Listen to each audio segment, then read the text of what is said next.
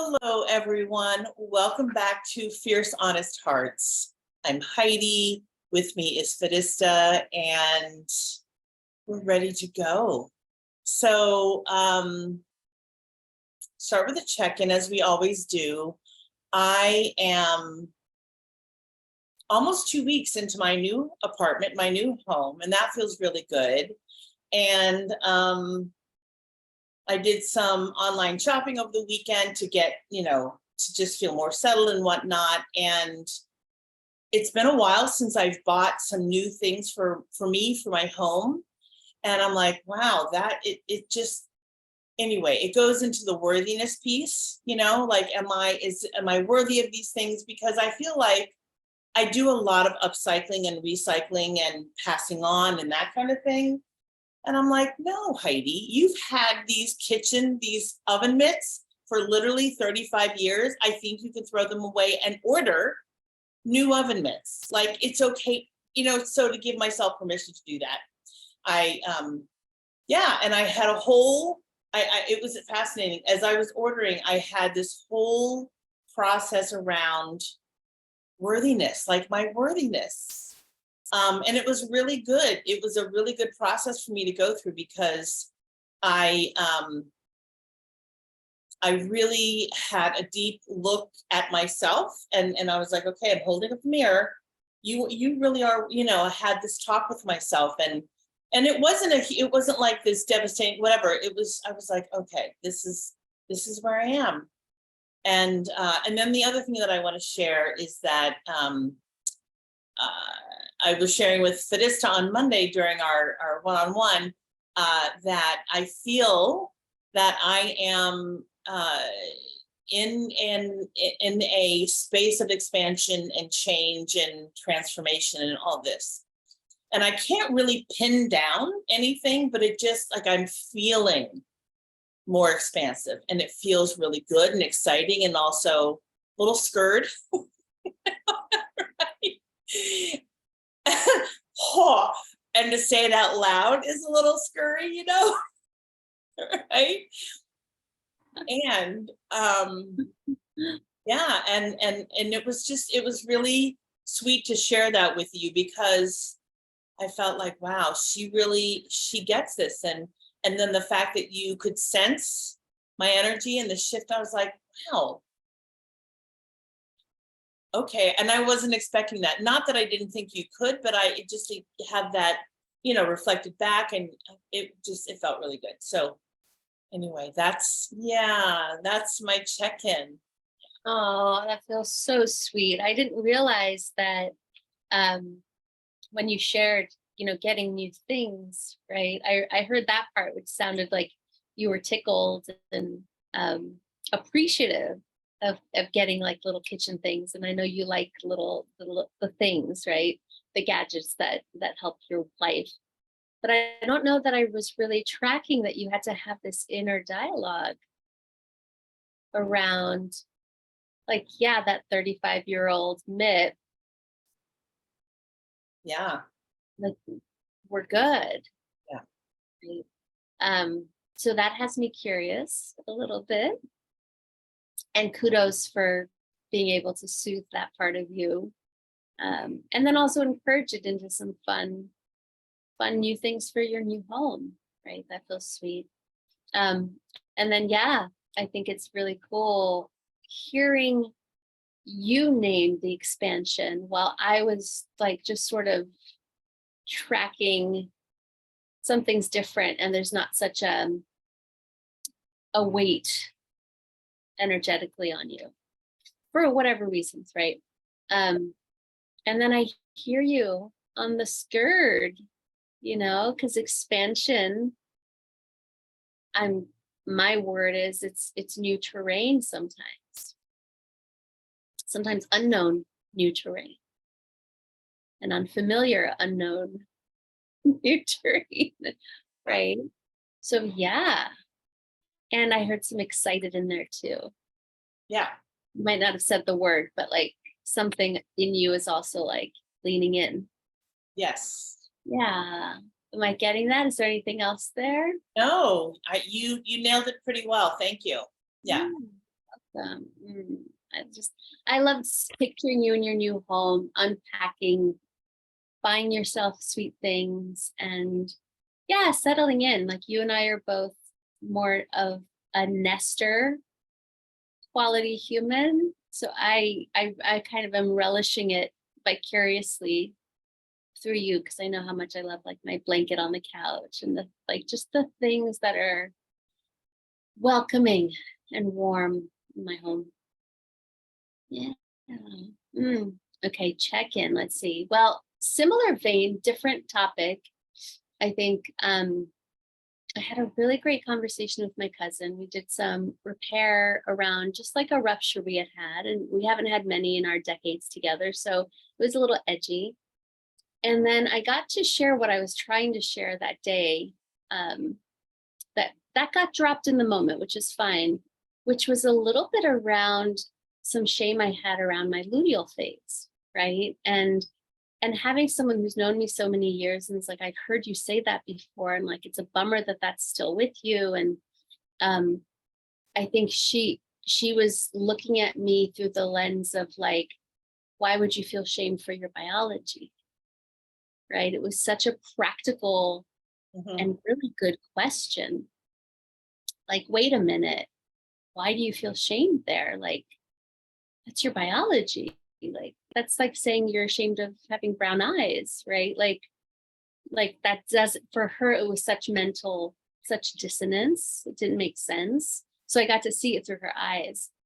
And I shared with her that I think when I was 12 or 13, this was like a year or two into my moon time, I had this youthful, naive aspiration that one day I would master this. I would master my cycle. I would be unfazed by it. I would be like a superhero and make it like a no thing, right? So every month there was like failure shame that I couldn't succeed, right? And she said something to me that's still reverberating like this many days later, which she was like, what if you running your own business and taking time off when you need to and having your partner educated, like, what if this is mastering it? Kind of like, what if the goalposts were set in some weird ass place you couldn't possibly have succeeded? But what if you've mastered it by the way you designed your life? And I had such a cry, because it was like a truth I was receiving that hadn't occurred to me. And I've been sitting with that.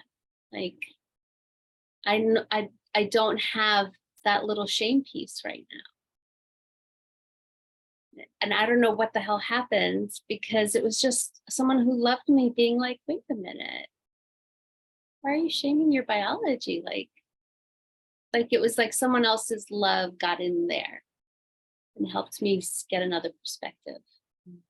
Yeah. So that felt big, because that's leading to some expansion over here, some quiet letting go of a story, and then just loving on that preteen who thought she could, I don't know, make it different. Because she kind of did, just not in the way she thought it would look like. Yeah.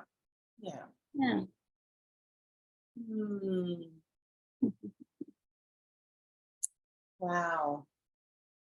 So when you mentioned when you talked about mastering your cycle, I'm like, my brain, I was kind of short circuited a little bit.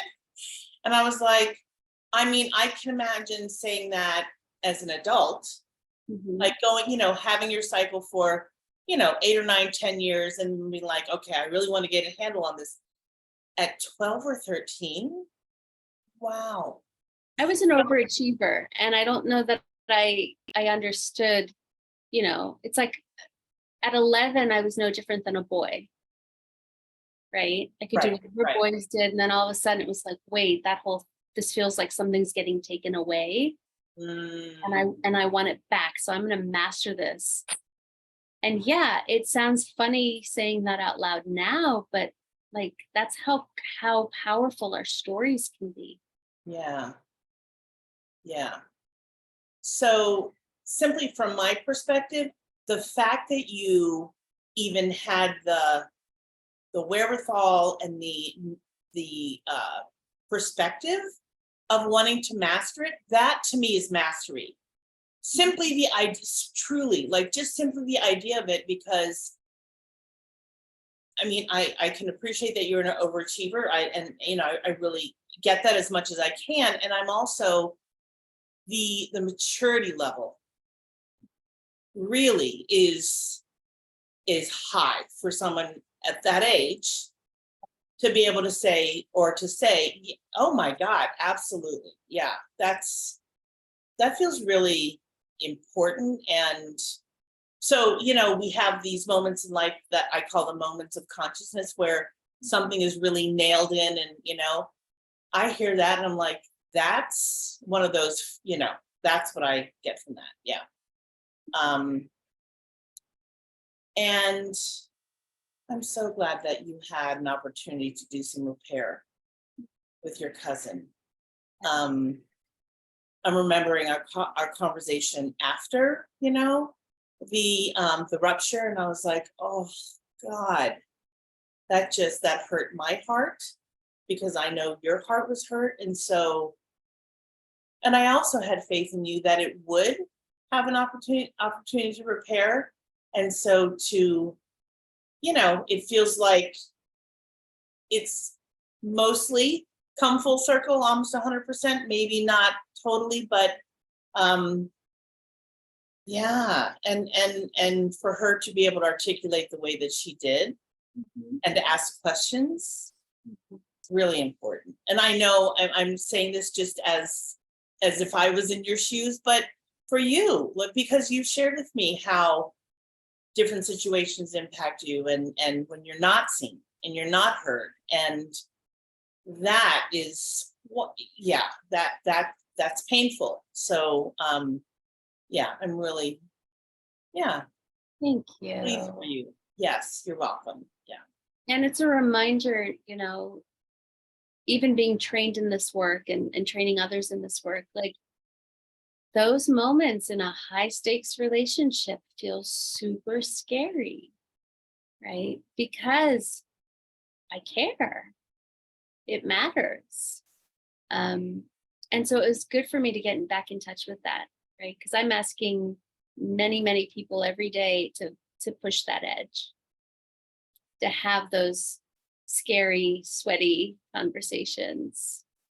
And so to also be doing it over here too feels important. Yeah.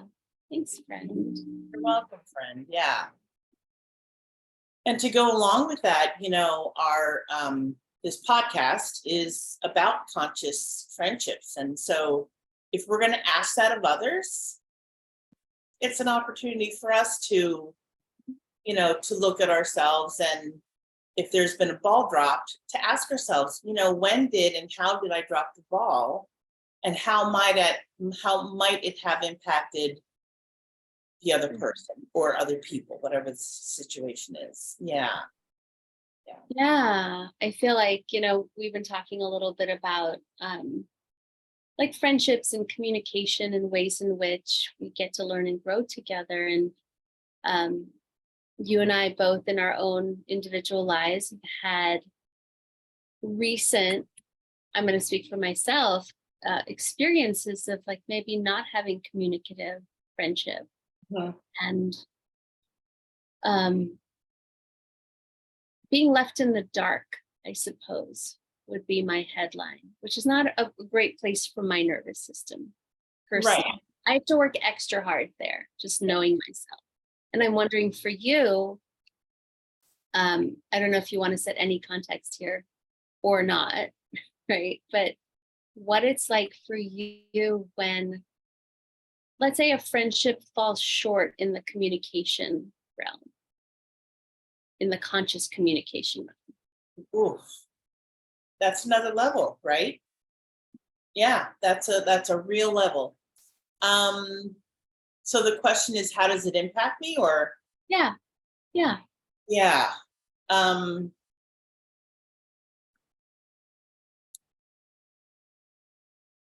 So I'm equating it to grief, like the stages of grief. And the first stage, and these are not in order, but I know the typical first stage is shock. Mhm. And so, and and in today's verbiage, we call it ghosting. Mhm. And so that has happened. There's been some ghosting, and I was like, oh, what happened?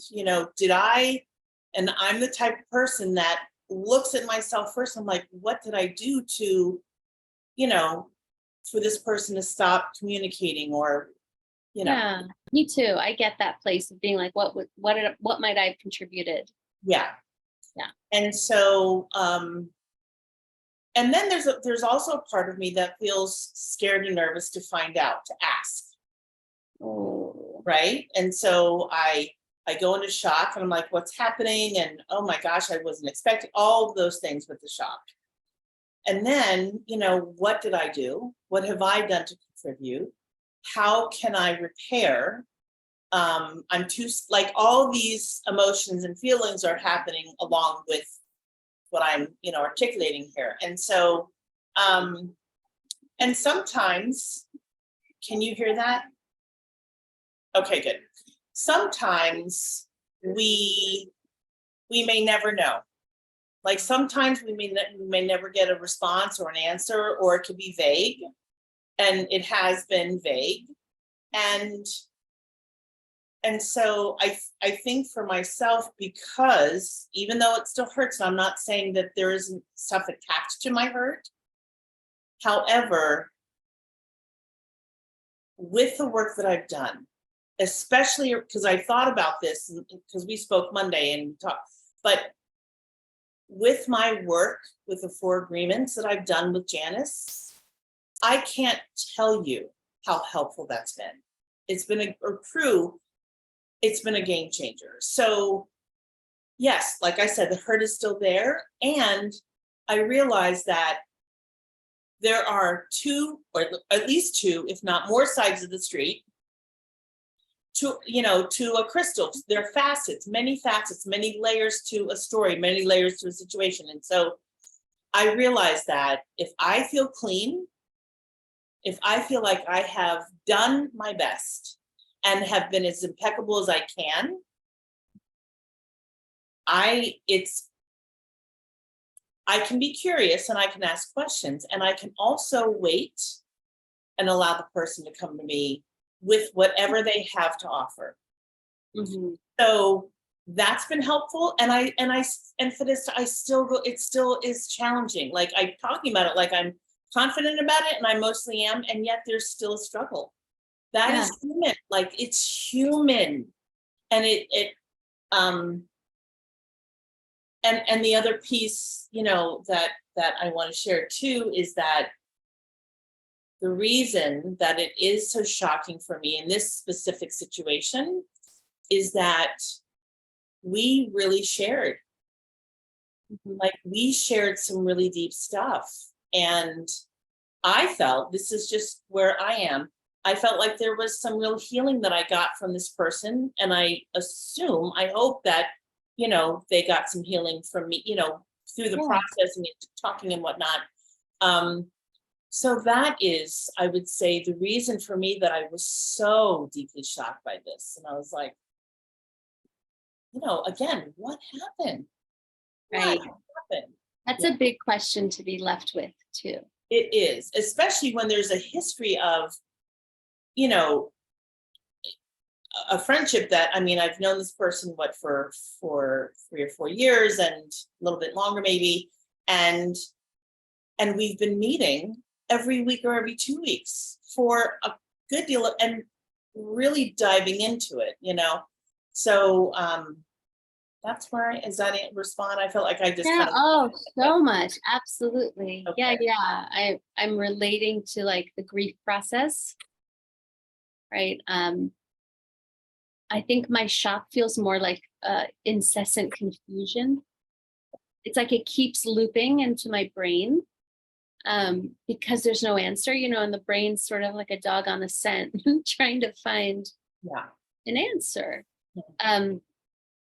So for me, it's like the shock / confusion, and then the mental bandwidth from not knowing can feel like a lot, specific to ghosting. And then just like you know, my first thought is like, did I do something? Are we okay? Are we safe? Are we secure? Right? I mean, that's such a normal response for a mammal's nervous system. We're social creatures, right? And I also feel like a black wolf in a pack, right? Like the one that really looks after my pack. Mhm. And so when one of the pack seems to have strayed off into the forest alone, this is just me. I start to worry if they're wounded, injured, unwell. My concern and my care comes online, right? In a way that doesn't quite go away until I know they're okay. And that could be a trauma response. That could just be my care bear heart. It could be a combo of both. It probably is, right? But there's a little bit of, in radio silence and what we're calling ghosting, the part of me that loves to tend to my pack gets distracted and gets worried.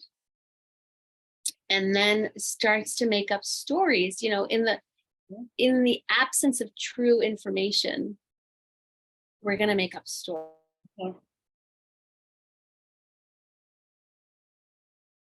Got me? Okay. And that feels to me probably like confusion, hurt, and then exerting extra bandwidth on like what's happening piece. It feels like a heavy lift that I'm doing on my own instead of doing in collaboration with a friend. And I think that's why it feels heavy, because the other person's not lifting. Mhm. Right? I think of, you just moved, right? So like if you and I were supposed to carry a couch up to your apartment and you just drop it and disappear, like that's what it feels like to me in a very practical way. Like, wait, now I'm working harder and I'm lifting more. And that wasn't the agreement. I think there's a little bit of a, call it breach of trust, breach of integrity. I consider them one and the same. And there's like, wait, if the agreement's changed, fucking let me know. That's all. If you've decided the agreement's changed and you don't let me know, guess what? I'm impacted. Yeah. And this got me thinking since our call on Monday about how I might have done that.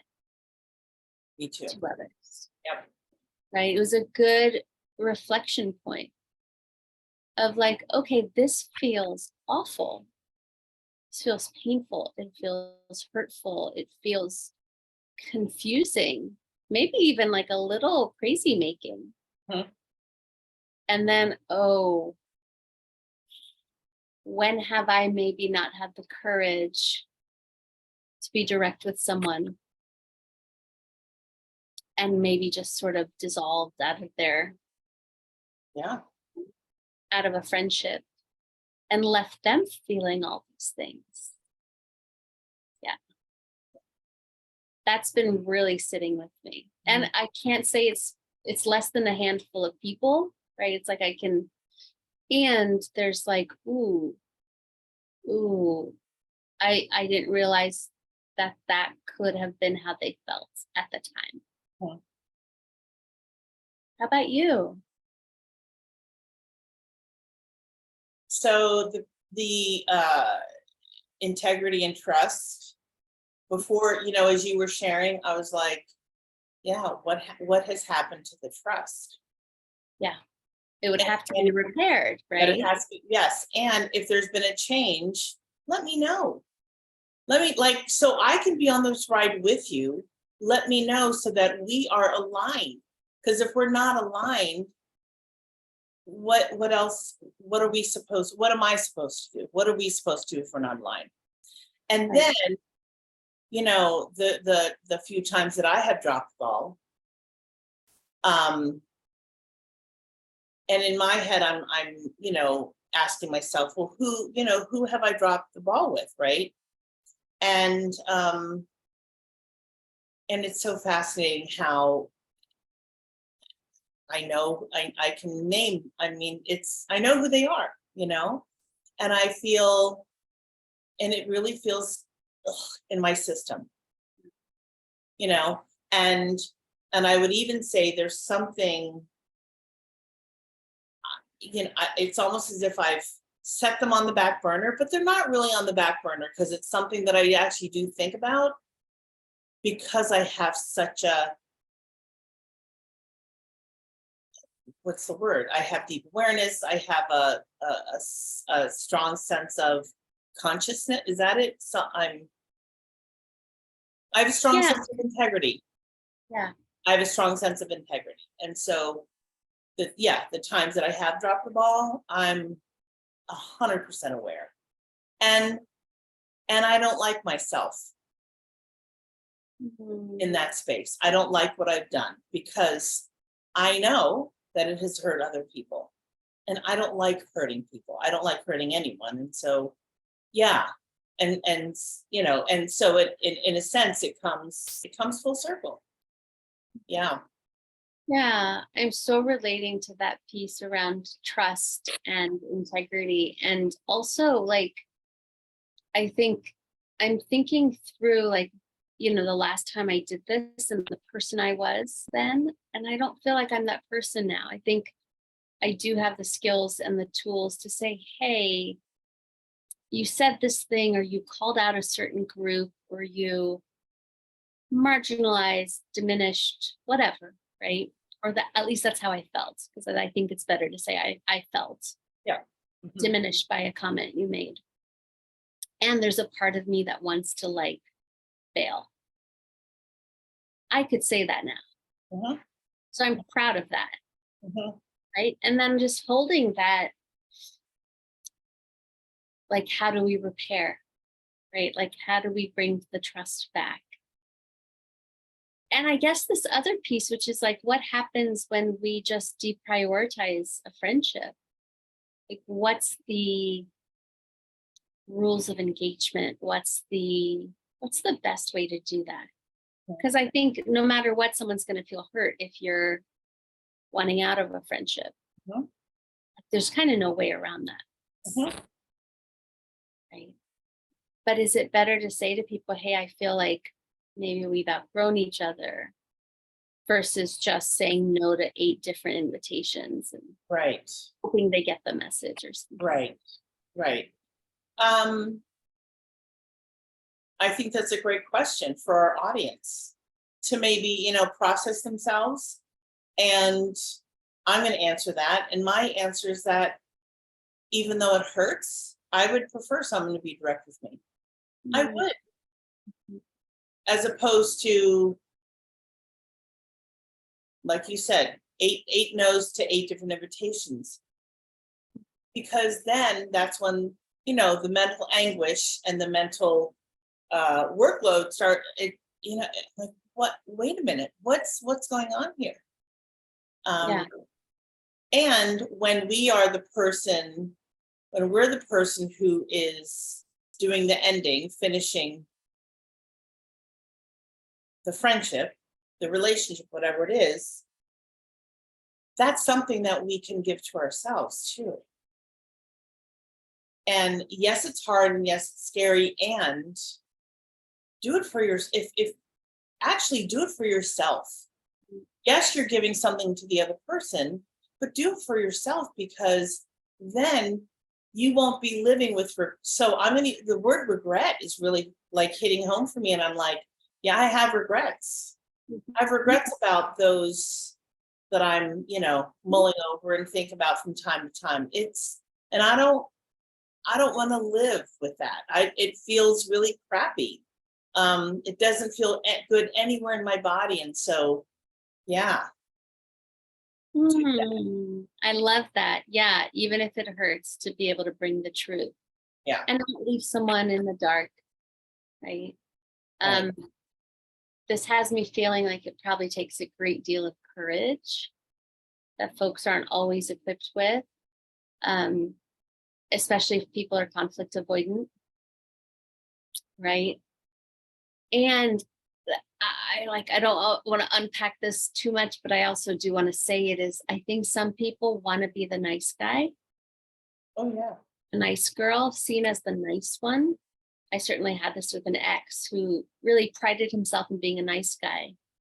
And then he ghosted, right? And it's like, in trying to be the nice guy and not hurt someone, you're hurting them 1,000 times more. So you're kind of being an asshole. Yeah. Like, that's where I think shadow work is important. The flip side of the nice guy is the asshole. Yeah. Right. And it's like, maybe just have the courage to be an asshole for a moment, which is actually kinder in the long run. Mhm. Yeah. I think when people ghost, they are protecting themselves. Yep. And very pro self. And I'm holding that not as a judgment, but as I check in with how and why I did it, Mhm. Mhm. and not considering the other person. Yeah. And I'm also considering where I can repair there. Mhm. Just again, like you said, so that that person feels heard and seen, and also so that it doesn't linger in our psyches like this. Yeah. The psyche always knows. It does. Can't, yeah, you can't get past it, you No. know? So why not just allow the psyche to be the integrity quality checker that it is? Yeah. Yeah. Thanks, friend. Mhm. You're welcome, friend. Thank you. Hmm. This was, this was good. I like this conversation. Yeah. Feels tender to me as we talk about it, both from being ghosted and then having ghosted. I Yeah. like that we're not holding I don't know, some ethical judgment of someone else, but really holding ourselves as accountable Yes. humans to doing this too. Mhm. Yeah. Hmm. Okay, so I don't have a question. Okay, that's okay. All right. So, I like this question a lot. And I don't even have, okay. What is the best compliment you've ever received? Hmm. Well, I love compliments about, like, oh, I love your hair, your earrings, your dress. Like, right, there's sort of like the level of physical compliments that I'm always available for. I like those. But I think the greatest compliment I received, and I'll set it in context, was I was going through a really, really challenging time in my family last year. And I reached out to a mentor, essentially for a pep talk of some kind. And when he reached back out, he said, you know, I don't know what kind of pep talk to give you.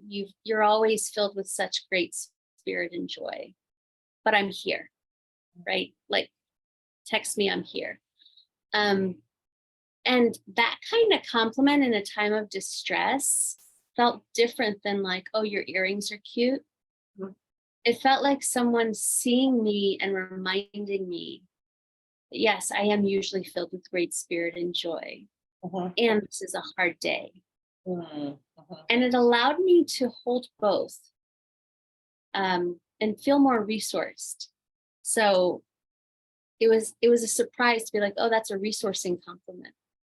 It's an I believe in you Mhm. kind of compliment.